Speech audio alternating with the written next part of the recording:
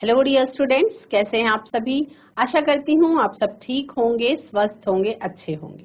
ICT virtual classroom Dehradun में आप सभी का स्वागत करती हूँ। मेरा नाम समता शुक्ला है। जैसा कि आप सभी जानते हैं बच्चों, क्लास 12th में आपका चैप्टर स्टार्ट हो चुका है, principles of inheritance and variation. तो principles of inheritance and variation में आपको मैंने बताया था कि दो वैज्ञानिकों के बारे में आपको बात करनी है। पहला तो ग्रेगर जॉन मेंडल के बारे में, और चैप्टर के लास्ट में आपको मॉर्गन के बारे में बात करनी है। तो ग्रेगर जॉन मेंडल के बारे में हम ये डिस्कस कर रहे थे। हमने कुछ कल के सेशन में कुछ वर्डिंग्स आती हैं जेनेटिक्स के चैप्टर में, उन वर्डिंग्स को क्लियर किया था कि एक्चुअल में फिनोटाइप किसे कहते हैं, जीनोटाइप किसे कहते हैं, आपका फिनोटिपिक और जीनोटिपिक रेशियो किसे कहते हैं, एलील्स किसे कहते हैं, फैक्टर्स किसे कहते हैं। फैक्टर्स उन्हीं को जिन्हें हम जीन्स कहते हैं, मेंडल के टाइम में उन्हीं को फैक्टर्स कहा जाता था। और ऐसे ही जैसे लोकस क्या होता है, होमोलोगस क्या होता है, हेट्रोजाइगस क्या होता है, होमोजाइगस क्या होता है, ये सारा आपको क्लियर हो गया होगा। अब मैं बार बार इस बारे में आपको बोल रही हूँ कि अगर इन वर्डिंग्स में आपको कहीं कोई कंफ्यूजन है तो आप चैट के माध्यम से पूछ सकते हैं, क्योंकि ये वर्डिंग्स आपके इस चैप्टर में बार बार रिपीट होने वाली हैं, बार बार आने वाली हैं। हम बात कर रहे थे मेंडल की। जो ग्रेगर जॉन मेंडल थे, उन्होंने अपने प्रयोगों के लिए मटर के पौधे का चुनाव किया था। Mendel selected P plant because, क्या रीजन थे जिसके लिए उन्होंने मटर के पौधे का चुनाव किया था, वो समझेंगे। ये सारे पॉइंट्स सभी बच्चे अपने कॉपी में लिखेंगे। ये सारे पॉइंट्स में क्या है, पहला तो मटर के पौधे की प्योर वैरायटी अवेलेबल थी, pure variety are available. Pea plants are easy to cultivate, मतलब मटर की जो खेती करनी थी वो इजी था। मटर का जो फसल होता है उसकी खेती करना आसान था, कल्टीवेशन उसका इजी था। Life cycle of plants are only few months, कुछ मंथ्स का ही लाइफ साइकिल था। इनकी जीवन अवधि जो थी वो शॉर्ट थी, और इसलिए रिजल्ट्स जो थे वो जल्दी जल्दी मिल रहे थे। कॉन्ट्रास्टिंग ट्रेट्स आर ऑब्जर्व्ड, और कॉन्ट्रास्टिंग ट्रेट्स उसमें उनको मिल गए थे। फ्लावर्स आर बाइसेक्सुअल, फ्लावर्स जो थे वो बाइसेक्सुअल थे, और नॉर्मली सेल्फ पॉलिनेशन ही उसमें होता था, तो क्रॉस पॉलिनेशन कराना उसमें बहुत इजी था। Flowers can be cross pollinated only manually, केवल मैनुअली यदि कराया जाए तभी फ्लावर्स में क्रॉस पॉलिनेशन हो सकता था, अदरवाइज नहीं हो सकता था। और जो भी हाइब्रिड्स बन रहे थे वो कैसे थे, फर्टाइल थे। तो ये कुछ कारण थे जिसके कारण से मेंडल ने मटर के पौधे का चुनाव किया। अब जब मेंडल ने मटर के पौधे का चुनाव किया तो सबसे पहले उन्होंने 7 जोड़े कॉन्ट्रास्टिंग कैरेक्टर्स सेलेक्ट किए मेंडल ने अपने एक्सपेरिमेंट के लिए, जिसको आप डोमिनेंट और रेसेसिव कैरेक्टर के उस पे समझ सकते हैं कि कौन सा डोमिनेंट कैरेक्टर था और कौन सा रेसेसिव कैरेक्टर था। तो उन्होंने पौधे की हाइट को लिया।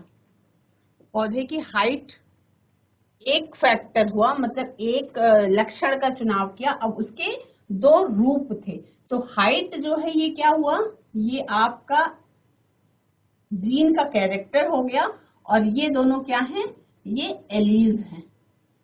ये क्या है बच्चों, ये हैं एलील्स, और हाइट का जीन होता है। मतलब हाइट क्या है, कैरेक्टर है, और उसके 2 एलील्स है। तो एक है डोमिनेंट और एक है रेसेसिव ट्रेट। तो डोमिनेंट ट्रेट जो है वो है टॉल, यानी कि लंबा। उसी पौधे का शॉर्ट जो है वो है छोटा। अब कहीं भी ऐसा नहीं देखा गया कि टॉल और शॉर्ट के बीच की हाइट का कोई पौधा किसी भी एक्सपेरिमेंट में आया हो, है ना। टॉल आया या शॉर्ट आया। सीड के शेप की यदि बात की जाए, अगर बीज के आकार की बात की जाए, तो गोल गोल आकार जो था वो डोमिनेंट था, और जो रिंकल्ड आकार था, सिकुड़ा हुआ आकार था, वो कैसा था, वो रेसेसिव था। यदि सीड कलर की बात की जाए, यानी बीज के रंग की, बीज के आकार की बात कर ली गई, अब बीज के अगर रंग की बात की जाए तो जो येलो कलर था वो डोमिनेंट हो गया था, जो ग्रीन कलर था वो रेसेसिव था। सीड कोट के कलर की बात की जाए तो जो ग्रीन कलर का सीड कोट था वो डोमिनेंट था, और व्हाइट कलर का सीड कोट जो था वो रेसेसिव था। ठीक है। अगर हम पॉड शेप की बात करें, फलियों के आकार की बात करें, तो इन्फ्लेटेड पॉड शेप जो था वो फुल जिसमें मटर के दाने पूरे भरे हुए थे, वो कैसा था, वो डोमिनेंट था, और कंस्ट्रिक्टेड पॉड जो था वो रेसेसिव था। यदि पॉड कलर की बात की जाए तो ग्रीन कलर की फलियां जो थी वो डोमिनेंट थी, और येलो कलर की फलियां जो थी वो रेसेसिव थी। अगर फ्लावर के पोजीशन के, पुष्प के स्थिति की बात की जाए तो एक्सियल जो फ्लावर था वो डोमिनेंट था, और टर्मिनल फ्लावर जो था वो कैसा था, रेसेसिव था। तो इस तरह से मेंडल ने 14 लक्षणों का चुनाव किया, यानी कि 7 कॉन्ट्रास्टिंग पेयर ऑफ कैरेक्टर्स का चुनाव किया, और उसके बाद उन्होंने अपने प्रयोगों को आगे बढ़ाया। तो उन्होंने क्या देखा प्रयोगों में कि जब उन्होंने ये प्रयोग किए तो उन्होंने मेंडल के कुछ हेरिडिटी के लॉ आए, है ना, जिन्हें हम मेंडेलियन लॉ ऑफ हेरिडिटी कहते हैं, है ना। तो इसमें कौन कौन से लॉज हैं, इन सभी बच्चे, इसको सभी बच्चे नोट भी करेंगे। लॉ ऑफ पेयर्ड फैक्टर्स, यानी कि लॉ ऑफ पेयर्ड फैक्टर्स क्या कहता है, factors are responsible for transmission of characters and these are present in pairs, है ना। ये नियम उन्होंने बताया कि जो फैक्टर्स हैं वही कैरेक्टर्स की ट्रांसमिशन के लिए रिस्पॉन्सिबल हैं, और ये जोड़े में पाए जाते हैं, है ना। जैसा कि इन्होंने मटर में देखा, मटर में इन्होंने क्या देखा कि जीन्स जो हैं वही कैरेक्टर्स को क्या कर रहे थे, ट्रांसफर कर रहे हैं एक पीढ़ी से दूसरी पीढ़ी तक, और एक लक्षण के दो, मतलब एक कैरेक्टर के दो आपको रूप दिखाई पड़ रहे हैं ना। तो ये कैसे प्रेजेंट थे, ये जोड़े में प्रेजेंट थे। पहला law of dominance, law of dominance क्या कहता है, लॉ ऑफ डोमिनेंस या जिसे हम प्रभाविता का नियम कहते हैं, लॉ ऑफ डोमिनेंस को हम क्या कहते हैं, प्रभाविता का नियम।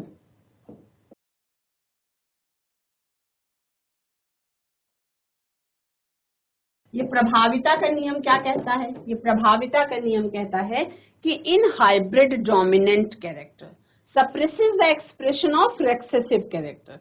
प्रभाविता का नियम ये कहता है कि जो हाइब्रिड पीढ़ी आई, यानी कि हम किसकी बात करें, हम F1 जनरेशन की बात करें, क्योंकि मोनो हाइब्रिड क्रॉस के बारे में मैं अभी आपको फिर से एक बार दिखाऊंगी, और पहले भी हम मोनो हाइब्रिड क्रॉस की बात कर चुके हैं। तो जो हाइब्रिड पीढ़ी आती है, हाइब्रिड जनरेशन में जो डोमिनेंट कैरेक्टर होगा वो रेसेसिव कैरेक्टर के एक्सप्रेशन को क्या कर देता है, सप्रेस कर देता है, यानी अपने आप को एक्सप्रेस कर देता है, और रेसेसिव कैरेक्टर को सप्रेस कर देता है, यानी कि प्रभावी हो जाता है स्वयं जो डोमिनेंट कैरेक्टर है, और जो रेसेसिव कैरेक्टर है उसको बिल्कुल भी शो होने नहीं देता। ठीक है, तो ये है प्रभाविता का नियम। तो मेंडल का पहला नियम तो प्रभाविता का नियम है, मेंडल्स फर्स्ट लॉ, और लॉ ऑफ सेग्रीगेशन, और law of purity of gametes. 3 अलग अलग नाम है, एक तो लॉ ऑफ सेग्रीगेशन भी कह सकते हैं इसको हम, law of purity of gametes भी कह सकते हैं। ये नियम क्या कहता है, ये है फर्स्ट लॉ, और ये है सेकेंड लॉ।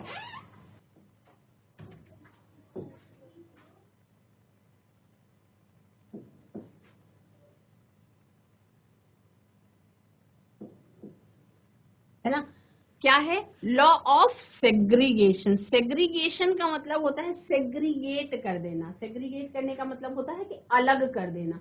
तो पहले जैसे नियम है, प्रभाविता का नियम है, तो शब्द से ही आपको समझ में आ रहा है कि एक्चुअल में आपने जब मोनोहाइब्रिड क्रॉस पढ़ लिया तो प्रभाविता के नियम की जो परिभाषा है वो आप अपने आप से लिख सकते हैं ना।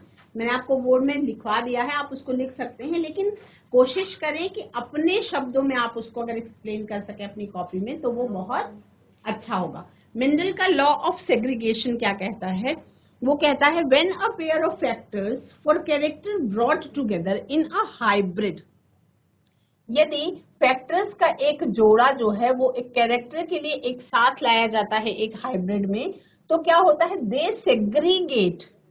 सेग्रीगेट का मतलब होता है सेपरेट, सेपरेट का मतलब होता है अलग हो जाना, during the formation of gametes. तो ये जो नियम दे रहे थे बच्चों, इसके बारे में आपको पहले से ही पता है, केवल ये लिंक कनेक्ट करना है कि जो जानकारी आपको पहले से है उसको आपको कनेक्ट कर लेना है कि हाँ ये जानकारी जो है ये इतने समय पहले मेंडल ने दी थी, केवल आपको ये कनेक्ट करना है। जब आपको पूरा का पूरा सेक्सुअल रिप्रोडक्शन में फॉर्मेशन ऑफ गेमीट्स आप बहुत अच्छी तरह से पढ़ चुके हैं, sexual reproduction in flowering plants वाले चैप्टर में, तो आप सभी को पता है पहले से ही कि जो डिप्लॉयड स्टेट में होते हैं उसमें जब गैमीटोजेनेसिस की फॉर्मेशन होती है तो क्या होता है,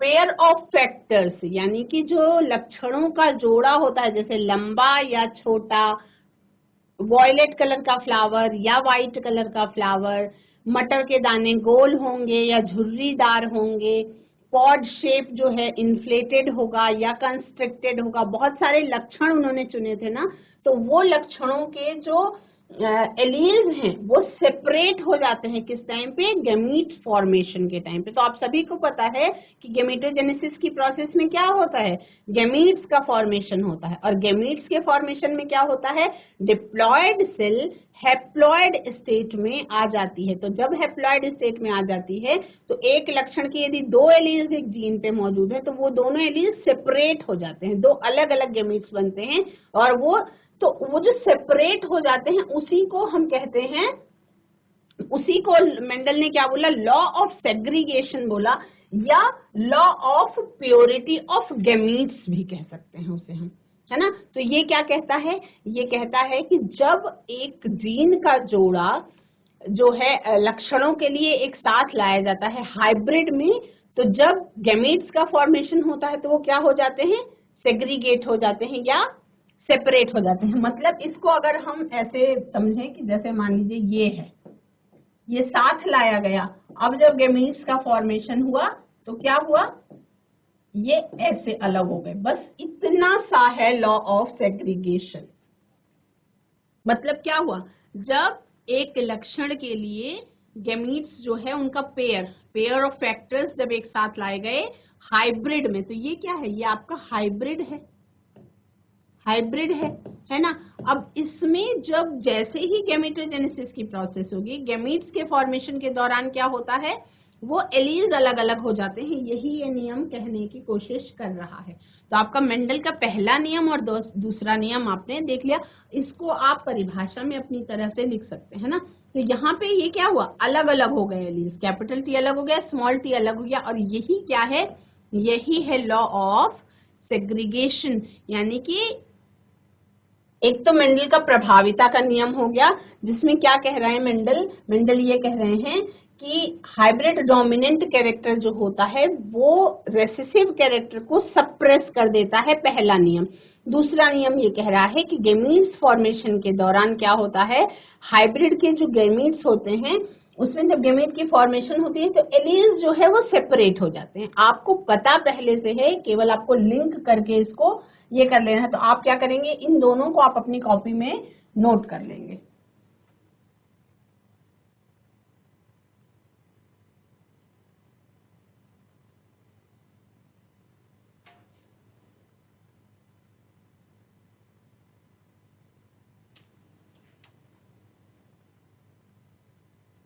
है ना, लॉ ऑफ डोमिनेंस जो है प्रभाविता का नियम, उसमें क्या लिखना है, उसमें आपको लिखना है law of dominance in hybrid dominant character suppresses the expression of recessive character, है ना। जैसे लॉ ऑफ डोमिनेंस में आपको क्या लिखना है, आप सभी को पता है कि कैरेक्टर्स जो हैं वो डिस्क्रीट यूनिट्स होते हैं, उन्हीं के द्वारा कंट्रोल होते हैं, और जिन्हें हम क्या कहते हैं, फैक्टर्स कहते हैं। फैक्टर्स मतलब आज के समय में जीन्स कहलाते हैं, है ना। फैक्टर्स आप सभी को पता है कि पेयर में होते हैं।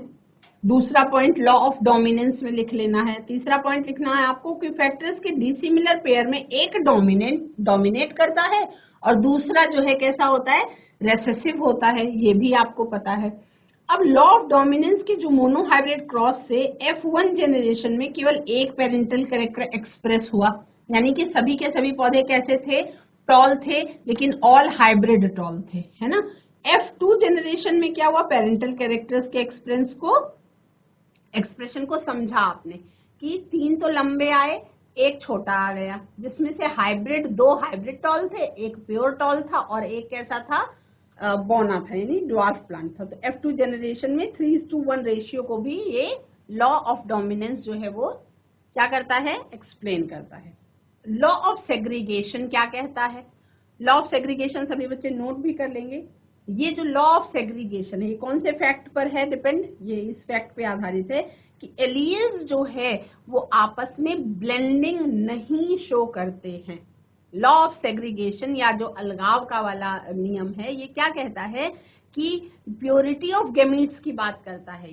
ये कहता है कि जो एलील्स हैं वो आपस में ब्लेंडिंग नहीं शो करते हैं, और F2 जनरेशन जब आती है तो कैरेक्टर्स फिर से क्या हो जाते हैं, रिकवर हो जाते हैं, दोबारा से वो एक्सप्रेस हो जाते हैं, लेकिन किसी तरीके की ब्लेंडिंग नहीं शो करते। अब देखो बच्चों, विज्ञान में हर नियम का अपवाद है। आगे जब हम कोडोमिनेंस पढ़ेंगे या इनकम्प्लीट डोमिनेंस पढ़ेंगे तो हमें समझ में आ जाएगा कि इस नियम का भी अपवाद है। लेकिन अभी जो मेंडल ने नियम दिया, दूसरा नियम लॉ ऑफ सेग्रीगेशन दिया, उसमें क्या दिया गया कि पेरेंट्स जो हैं उनमें दो एलील्स होते हैं। तो गेमीट फॉर्मेशन के टाइम पे यहाँ पे देख रहे हैं, जैसे आप ये वाले फिगर में देखिए, दो एलील्स हैं, एक है आपका कैपिटल टी, एक है स्मॉल टी। तो कैपिटल टी जो है वो लंबेपन को शो कर रहा है, जो स्मॉल टी है वो बौनेपन को शो कर रहा है। ठीक है, दो कैरेक्टर्स के साथ दो एलील्स मौजूद हैं एक ही लक्षण के लिए, यानी कि हाइट के लिए बात हो रही है। अब इसमें देखिए सेग्रीगेट हो रहे हैं, यानी कि अलग हो रहे हैं, है ना। तो इसमें क्या है कि पेरेंट्स में दो एलील्स होते हैं। अब गेमीटोजेनेसिस की फॉर्मेशन जब होती है, गेमीटोजेनेसिस की प्रक्रिया के दौरान या गेमीट फॉर्मेशन के दौरान क्या होता है, एलील्स जो है वो आपस में क्या हो जाते हैं, सेपरेट हो जाते हैं, या इसी को हम सेग्रीगेट कहते हैं। सेग्रीगेट के ब्रैकेट में सेपरेट मैंने इसलिए लिख दिया है ताकि आपको कोई कंफ्यूजन ना हो। सेपरेट होने का मतलब क्या हो जाता है, अलग हो जाना, है ना। तो गेमीट्स की फॉर्मेशन के दौरान एलील्स क्या होते हैं, अलग अलग हो जाते हैं ना। तो ये जब सेग्रीगेट होते हैं तो गेमीट्स में से एक ही कैरेक्टर मिलेगा। जो जब सेग्रीगेट हो जाएंगे तो गेमीट्स को दो में से एक ही फैक्टर मिलेगा। आप देख रहे हैं ना, एक कैपिटल टी है, एक स्मॉल टी है। तो जब सेग्रीगेशन हुआ तो एक ही आपको एलील मिला, यानी या तो कैपिटल टी मिल जाएगा या तो स्मॉल टी मिल जाएगा। दोनों मिल जाएं या दोनों के लक्षण सामने आ जाएं, ऐसा संभव नहीं होगा, है ना। लेकिन अगर होमोजाइगस पेरेंट है तो सभी गेमीट्स कैसे होंगे, समान होंगे। जैसे अगर यहाँ पे होमोजाइगस पेरेंट है ऐसे, तो जो गेमीट्स का फॉर्मेशन होगा बच्चों वो तो समान होगा। तो ये जो लॉ है ये इस केस में काम नहीं करता, यानी कि जैसे ही होमोजाइगस की बात होगी तो ये लॉ फिर काम नहीं करेगा। ये लॉ तभी काम करता है जब हेट्रोजाइगस पेरेंट होते हैं। तो ये सभी हेट्रोजाइगस पेरेंट्स दो प्रकार के गेमीट्स करते हैं और इक्वल प्रोपोर्शन में प्रत्येक के पास एक एक एलील होता है। तो ये आपका प्रभाविता का नियम और आपका लॉ ऑफ सेग्रीगेशन हो गया, जो आपका मेंडल का पहला और दूसरा नियम कहलाता है, फर्स्ट लॉ और सेकंड लॉ। आई थिंक सभी बच्चों को समझ में आ गया होगा, सभी बच्चों ने अपनी कॉपी में नोट भी कर लिया होगा। और यहाँ तक के कॉन्सेप्ट में कहीं कोई कंफ्यूजन है तो बार बार मैं आपसे कहती हूँ, आप चैट के माध्यम से या हैंड रेज के माध्यम से बात कर सकते हैं, पूछ सकते हैं। अब अगर आप आगे बढ़ेंगे हम, inheritance of one gene. Inheritance of one gene can be explained bye monohybrid cross. Monohybrid cross के बारे में मैं आपको पहले बता चुकी हूँ। एकल संकरण का प्रयोग कैसा है, एकल संकरण का प्रयोग।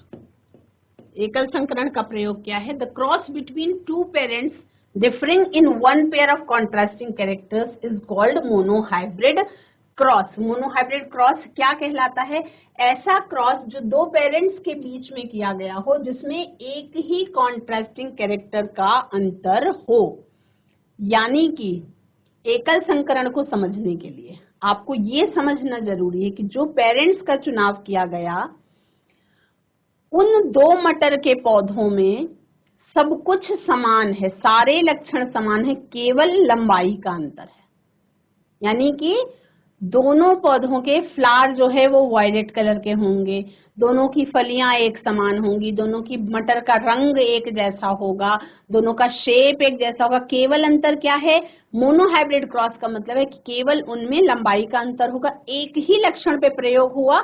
ये क्या कहलाता है, मोनोहाइब्रिड क्रॉस या इनहेरिटेंस ऑफ वन जीन कहलाता है। क्लियर है सभी बच्चों को? आगे बढ़ेंगे। मोनोहाइब्रिड क्रॉस को आपने देखा, यहाँ पे क्या है, केवल एक अंतर लिया गया कि एक पौधा लंबा था और एक पौधा छोटा था। पेरेंटल जनरेशन में, ये जो पेरेंटल जनरेशन थी, इसमें एक पौधा लंबा लिया गया और एक पौधा छोटा लिया गया, ठीक है, जिससे गैमेट्स का फॉर्मेशन हो। अब ये क्या है, ये जो यहाँ पे ये वाला जो पोर्शन है, ये आपको क्या दिखा रहा है, जिसमें गैमेट्स का फॉर्मेशन हो रहा है और एलील्स जो है अलग अलग हो जा रहे हैं। इसी को हम सेकेंड लॉ कहेंगे, यानी कि ये है लॉ ऑफ सेग्रीगेशन। इसमें क्या हो रहा है, लॉ ऑफ सेग्रीगेशन में गैमेट्स अलग अलग हो रहे हैं, लेकिन यहाँ पे लॉ ऑफ सेग्रीगेशन अप्लाई नहीं होता है। क्यों नहीं अप्लाई होता, क्योंकि यहाँ पे सिचुएशन कैसी है बच्चों, होमोजाइगस। यहाँ पे सिचुएशन कैसी है, होमोजाइगस सिचुएशन, और होमोजाइगस सिचुएशन में दोनों के दोनों गैमेट्स जो है वो कैसे हैं, सेम एलील उनको प्राप्त हो रहे हैं। तो लॉ ऑफ सेग्रीगेशन कहाँ पर अप्लाई हो रहा है, लॉ ऑफ सेग्रीगेशन अप्लाई होगा इस जगह पे। कहाँ पे, इस जगह पे लॉ ऑफ सेग्रीगेशन अप्लाई हो रहा है। क्या अप्लाई हो रहा है, यहाँ पे लॉ ऑफ सेग्रीगेशन अप्लाई हो रहा है। F1 जनरेशन में क्या अप्लाई हो रहा है बच्चों, F1 जनरेशन में आपका लॉ ऑफ डोमिनेंस अप्लाई हो रहा है, और F1 जनरेशन की गैमीटोजेनेसिस की प्रोसेस में, यानी गैमीट्स के फॉर्मेशन में लॉ ऑफ सेग्रीगेशन अप्लाई हो रहा है। मोनोहाइब्रिड क्रॉस तो मैं आपको पहले बता चुकी हूँ, लेकिन चूंकि आपको वो दोनों नियम अप्लाई कहाँ कहाँ हो रहे हैं, उन्होंने जब एक्सपेरिमेंट किया तो उन्होंने ये नियम कैसे निकाले होंगे, कौन से लक्षण उनको दिखाई पड़े होंगे, उसके आधार पे आपको ये लॉ ऑफ सेग्रीगेशन और लॉ ऑफ डोमिनेंस, ये क्या था, F1 जनरेशन जो है वो फर्स्ट लॉ को साबित करता है, फर्स्ट लॉ है ना, और ये जो यहाँ पे गैमीटोजेनेसिस की प्रोसेस हो रही है, ये किसको साबित करता है, ये सेकेंड लॉ को साबित करता है। तो ये है लॉ ऑफ सेग्रीगेशन, ये है प्रभाविता का नियम, यानी कि लॉ ऑफ डोमिनेंस, है ना। उसके बाद आप सभी ने देखा था कि 3 टॉल पौधे निकले थे F2 जनरेशन में, और एक ड्वार्फ प्लांट था, जिसमें से 1:2:1 का रेशियो आया था जीनोटिपिक, और फिनोटिपिक रेशियो की यदि हम बात करें तो 3:1 का रेशियो आया था। ये कैसा था, ये था फिनोटाइप, यानी दिखने में 3 पौधे लंबे थे और एक पौधा छोटा था। और इसमें क्या था, जीनोटाइप में क्योंकि जीन्स का ही पता चल गया था, जीन्स के कौन से पेयर ऑफ एलील्स हैं पता चल गया था, तो और ये पता कैसे चला था, पुनेट स्क्वायर की हेल्प से पता चल गया था। तो इसमें एक प्योर टॉल प्लांट था, 2 हाइब्रिड टॉल थे, और एक जैसा था वो ड्वार्फ प्लांट था। तो ये था आपका monohybrid cross, inheritance of 1 gene. इसको जो बच्चे वैसे पहले नोट कर चुके हैं, लेकिन फिर भी ये वाला पॉइंट कि कहाँ पे फर्स्ट लॉ और सेकेंड लॉ अप्लाई होता है, ये जिनको नोट करना है वो नोट कर लें, फिर हम आगे बढ़ेंगे।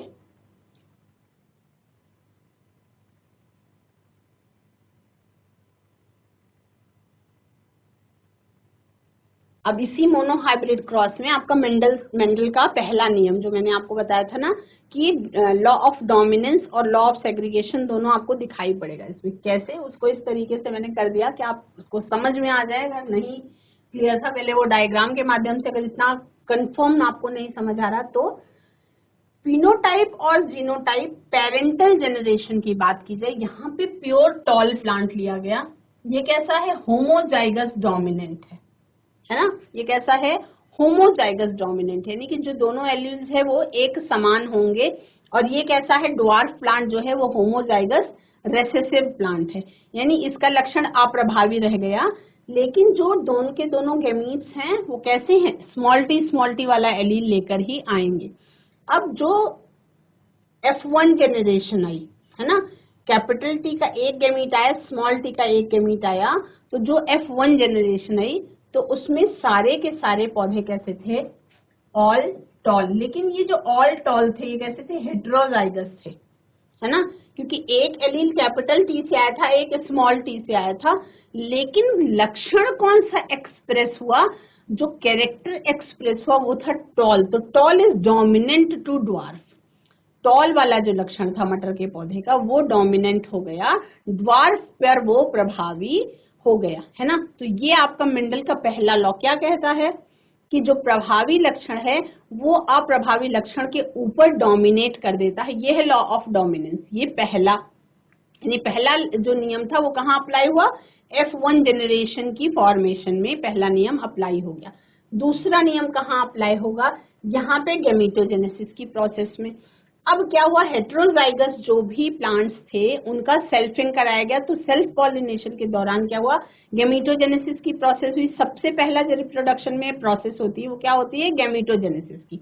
तो गैमेटोजेनेसिस की प्रोसेस हुई। अब यहाँ पे कैपिटल टी स्मॉल टी का कॉम्बिनेशन था, तो गैमीट्स बने जब, तो ऑब्वियस है कि एक जो गैमीट था वो टी वाले लक्षण को ले रहा था और एक जो था वो स्मॉल टी को ले रहा था, एक कैपिटल टी को ले रहा था और एक स्मॉल टी को ले रहा था, है ना। तो गैमीट्स का फॉर्मेशन हुआ इस तरह से। इस स्क्वायर को हम क्या कहते हैं बच्चों? ये जो स्क्वायर बना, ये स्क्वायर क्या कहलाता है?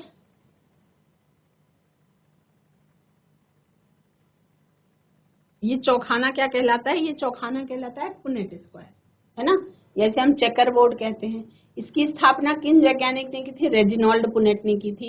ये आपको नाम याद कर लेना है, एमसीक्यूज में हो सकता है पूछा जाए ना, तो 1 नंबर आपका बन जाएगा अगर आपको नाम याद रहेगा। इसमें क्या है कि ऊपर कैपिटल टी स्मॉल टी लिखा, साइड एक तरफ मेल गैमीट्स लिखे, एक तरफ फीमेल गैमीट्स लिए, उनका क्रॉस कराया और पुनेट स्क्वायर में स्थापित कर लिया और जीनोटिपिक रेशियो पता चल गया। तो यहाँ पर ही सेल्फिंग के दौरान ही, यहाँ पर ही जब गैमीट्स का फॉर्मेशन हो रहा था, तो ड्यूरिंग गैमेटोजेनेसिस क्या हुआ? सेग्रीगेशन हुआ, एलील्स का सेग्रीगेशन हुआ। एक जीन पर जो 2 लक्षण मौजूद थे वो अलग अलग हो गए। यही है सेकेंड लॉ या लॉ ऑफ सेग्रीगेशन। तो मोनोहाइब्रिड क्रॉस में ही मेंडल का पहला नियम और दूसरा नियम जो वो क्लियर हो गया। तो इसको भी सभी बच्चे इस वाले फ्लो चार्ट को नोट करेंगे और इसमें आपको होमोजाइगस डोमिनेंट कहाँ है, होमोजाइगस रिसेसिव कहाँ है। टॉल प्लांट जो था वो डोमिनेंट कैरेक्टर लेकर के आया था, उसके बाद हेट्रोजाइगस में सेल्फ पॉलिनेशन हुआ था, फिर पुनेट स्क्वायर की हेल्प से जीनोटिपिक रेशियो को पता किया गया था। ये सारा का सारा आपका एक ही पेज में फ्लो चार्ट में आपको समझ में आ जाएगा। तो इसको जरूर सभी बच्चे नोट कर लेंगे अपनी कॉपी में।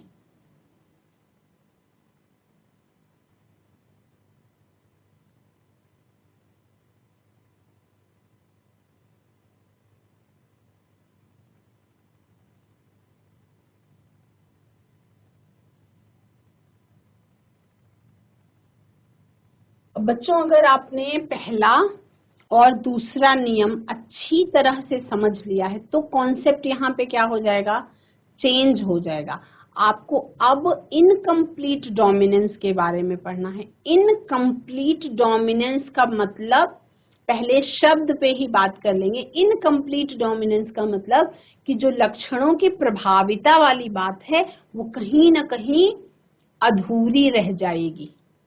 इस केस में क्या होगा कि लक्षणों की जो प्रभावी होने वाली बात है, हम जो डोमिनेंट और रेसेसिव कैरेक्टर की बार बार बात कर रहे थे, वो कहीं ना कहीं अधूरी रह जाएगी, है ना।